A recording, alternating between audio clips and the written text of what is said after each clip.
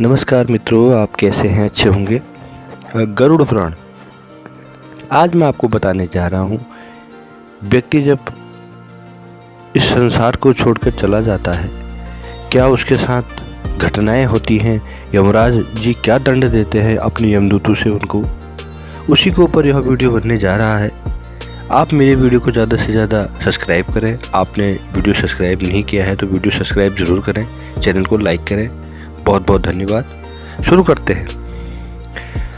व्यक्ति मरता है तो सबसे पहले यमदूतों के पल्ले पड़ता है, जो उसे यमराज के समक्ष उपस्थित कर देते हैं। यमराज को दंड देने का अधिकार प्राप्त है। वही आत्माओं को उनके कर्म अनुसार नरक, स्वर्ग, पितृलोक आदि लोकों में भेज देते हैं।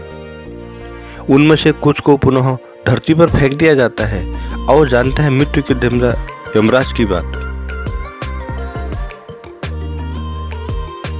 विधाता ईश्वर लिखता है, चित्रगुप्त बांचता है, यमदूत पकड़ लाते हैं और यमराज दंड देते हैं। मृत्यु का समय ही नहीं, स्थान भी निश्चित है, जिसे कोई टाल नहीं सकता। 10 दिशाएं, उनमें से एक दक्षिण दिशा में यमराज जी बैठे हैं। 10 दिशाओं के दिक्पाल ये हैं: इंद्र, अग्नि, यम, नरति, वरुण, वायु, कुबेर, ईश्वर, अनंत और ब्रह्मा। मृत्यु के देवता यमराज को धर्मराज भी कहा जाता है। इनकी पत्नी का नाम यमी है। शस्त्र, दंड, वाहन भैंसा है। चित्रगुप्त इनका सहयोगी है। इनके पिता का नाम सूर्य और बहन का नाम यमुना। भाई का नाम साधुदेव मनु है।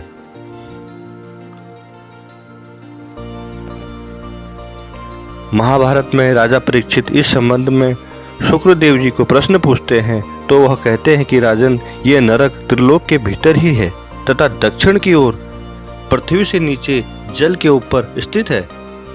उस लोक में सूर्य और पृथ्वी पुत्र पितृराज भगवान यम हैं। वह अपने सेवकों को सहित रहते हैं तब भगवान की आज्ञा का उल्लंघन न करते हुए उनके दूतों द्वारा लाए हुए मृत प्राणी को उनके दुष्कर्मों के अनुसार पाप का फल दंड देते हैं। यमलोकपुरी यमलोक का उल्लेख गरुड़ पुराण में कष्ट ग्रंथ में मिला है। मृत्यु के 12 दिनों बाद मानव की आत्मा यमलोक का सफर प्रारंभ कर देती है। पुराणों में अनुसार यमलोक को मृत्युलोक के ऊपर दक्षिण में 86,000 योजन दूरी पर माना गया है। यह योजन करीब 4 किलोमीटर का होता है।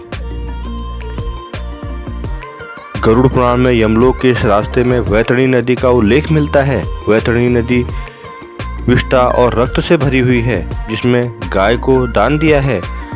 वह इस वैतरणी नदी को आसानी से पार कर यमलोक पहुंच जाता है, अन्यथा इस नदी में डूबते रहते हैं और यमदूत उन्हें निकालकर धक्का देते रहते हैं। यमपुरी पहुंचने के बाद आत्मा पुष्पोदका नाम के एक नदी के पास पहुंच जाती है, जिसका जल स्वच्छ होता है, जिसमें कमल फूल खिले रहते हैं। इस नदी के किनारे छायाकार वृक्ष, एक बड़ का वृक्ष है, जहां आत्मा थोड़ी देर विश्राम करती है। यहीं पर उसे उसके पुत्रों या परिजनों द्वारा किए गए पिंडदान का तर्पण का भोजन मिलता है, जिससे उसमें पुनः शक्ति या संचार हो जाता है। पुराणों के अनुसार यमलोक 1 लाख योजन क्षेत्र में फैला और इसके 4 मुख्य द्वार हैं। इसमें से दक्षिण के द्वार पर पापियों का प्रवेश होता है। यह घोर अंधकार और भयानक सांप और सिंह से घिरा रहता है। पश्चिम द्वार पर रत्नों से जड़ित है। इस द्वार में ऐसे जीवों का प्रवेश है जिन्होंने तीर्थों में त्याग किए हों। उत्तर का द्वार भिन्न भिन्न स्वर्ण जड़ित रत्नों से सजा होता है, जहां से वही आत्मा प्रवेश करती है जिसने जीवन में माता पिता की खूब सेवा की हो और जो हमेशा सत्य बोलता रहा हो।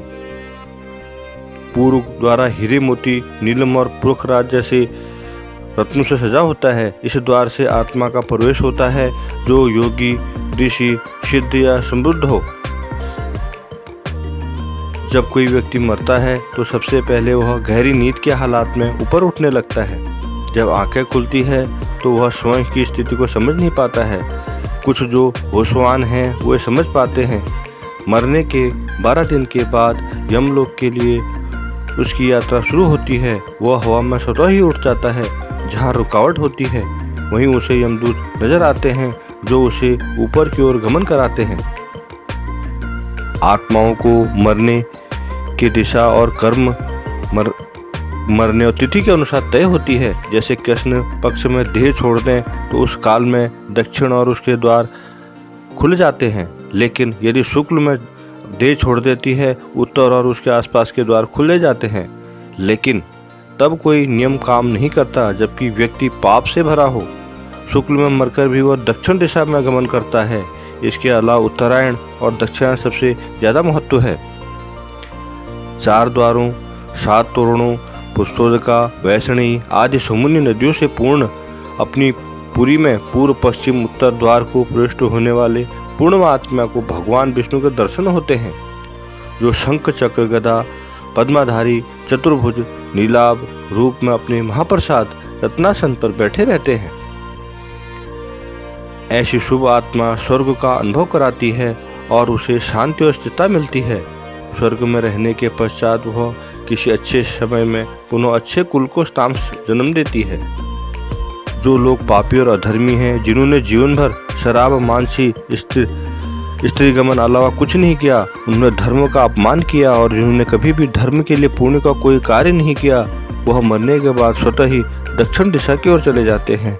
ऐसे पापियों को जब से पहले तप्त लौह द्वार पूरी शोणित क्रूर पशुओं की वैतरणी नदी पार करनी होती है। नदी पार करने के बाद दक्षिण द्वार से भीतर आने व अत्यंत विस्तार पूर्वक स्वरों को समान नेत्र वाले भ्रूण वर्ण प्रलय मेघ के समान गर्जन करने वाले ज्वालामयी रोमधारी बड़े तीक्ष्ण प्रज्वलित दंतयुक्त षंडनी जैसे नाकों वाले चर्म वस्त्रधारी कुटिल भयंकर तम वेश यमराज को देखते हैं। वहाँ घोरतम पशु तथा यमदूत उपस्थित रहते हैं। यमराज हमेशा सदा शुभ कर्म की आशा करते हैं, लेकिन जब वह कोई ऐसा नहीं करता पाता है तो उस भयानक दंड द्वारा जीव को शुद्ध करना ही उनके लोक का मुख्य कार्य है। ऐसी आत्माओं को यमराज नरक में भेज देते हैं। यही है यमराज का जो भगवान ने उनको बताया है सिद्धि। और आप भी अच्छे मार्ग पर चलें और गरुड़ पुराण के मार्ग पर चलें। गरुड़ पुराण आपको यही दिशा देता है कि अच्छे कार्य करें। बहुत बहुत धन्यवाद, नमस्कार। और आपको यह ब्लॉग कैसा लगा ज़रूर बताएं कमेंट माध्यम से। नमस्कार।